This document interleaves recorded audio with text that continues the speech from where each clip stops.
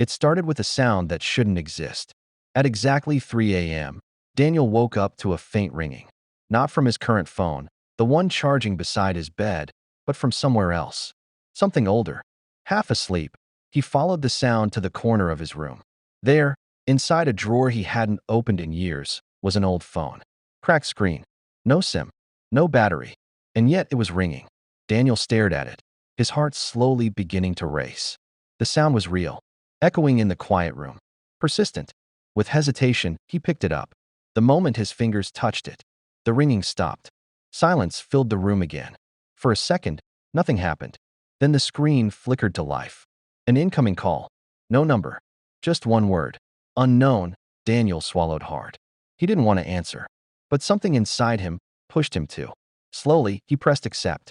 Hello? At first, there was only static. A low, distorted noise that made his skin crawl. Then, a voice. His voice. You shouldn't have answered. Daniel froze. His grip tightened around the phone. What is this? Breathing filled the line. Heavy. Uneven. Then his voice again, but different. Panicked. Listen carefully. You don't have much time. Daniel stepped back, his eyes locked on the dark reflection in the broken screen. What do you mean? Who is this? A pause. Then, it's you. The line cracked with static. From tomorrow. Daniel's heart started pounding. This isn't funny. I'm not joking, the voice whispered. At 3:12 a.m., something will be in your room. The air around him suddenly felt colder.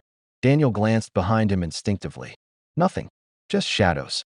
He forced a nervous laugh. This is a prank. It has to be. The voice grew more urgent. You need to leave. Right now? Don't stay there. Or what? Silence. Then, barely audible. Or you'll see it. The call cut.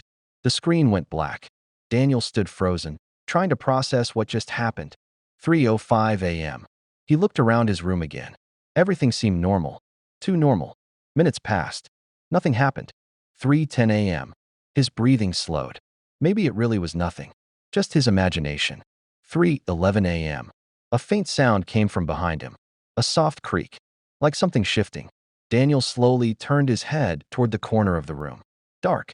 Still. 3:12 a.m. Something moved. Not clearly. Not fully visible. But enough. A shape. Standing where there should be nothing. Watching him. Daniel stumbled back, dropping the phone. The screen lit up again. Another call. Same label. Unknown. His hands shook as he picked it up. Before he could speak, the voice answered. Come this time. Cold. I told you. Daniel's breath caught. What is that? A long pause. Then, that's what you become if you stay. The line went dead. The room fell silent. But the shape didn't move. It just stood there, waiting. And slowly, it began to step CLO.